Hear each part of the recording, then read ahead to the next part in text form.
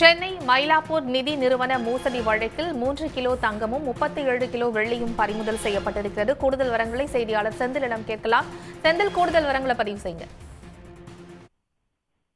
முதலீட்டாளர்களை மோசடி செய்த வழக்கில் கடந்த 7 நாட்களாக மயிலாப்பூர் நிதி நிறுவன இயக்குனர் தேவநாதனை போலீசார் தங்கள் காவலில் எடுத்து விசாரித்தனர். அதன் அடிப்படையில் தற்போது இதுவரை அவர் கொடுத்த தகவலின் அடிப்படையில் 3.25 கிலோ தங்கம், அதே போல 37.5 கிலோ வெள்ளி, 3,62,000 ரூபாய் ரொக்கப்பணம் மற்றும் சொத்து தொடர்பான முதலீட்டு பத்திரங்கள் என மொத்தம் 86 ஆவணங்கள் ஆகியவை இதுவரை இந்த 7 நாட்கள் காவலில் அவரை எடுத்து விசாரித்த போது அவர் கொடுத்த தகவலின் அடிப்படையில் பறிமுதல் செய்யப்பட்டிருப்பதாக பொருளாதார குற்றப்பிரிவு போலீசார் தெரிவித்திருக்கிறார்கள்.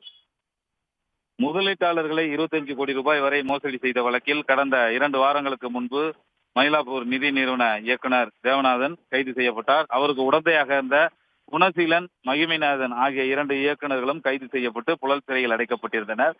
அவர்களை 7 நாட்கள் காவலில் எடுத்து போலீசார் விசாரித்து வந்தனர். சென்னை அசோக் நகரில் உள்ள பொருளாதார குற்றப்பிரிவு அலுவலகத்தில் 2 நாட்கள் வைத்து விசாரித்தனர்.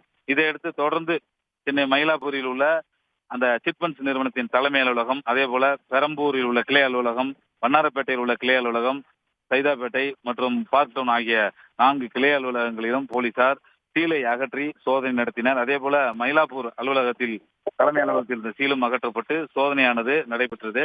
கடந்த 7 நாட்களாக நடந்த சோதனையின் அடிப்படையில், அதாவது தேவநாதன் கொடுத்த வாக்குமூலத்தின் அடிப்படையில் மொத்தம் இதுவரை 3.25 கிலோ தங்கம், 37.5 கிலோ வெள்ளி, 3.62 லட்சம் ரூபாய் ரொக்கப்பணம் மற்றும் 86 சொத்து தொடர்பான ஆவணங்கள் பறிமுதல் செய்யப்பட்டிருப்பதாக பொருளாதார குற்றப்பிரிவு போலீசார் தெரிவித்திருக்கிறார்கள்.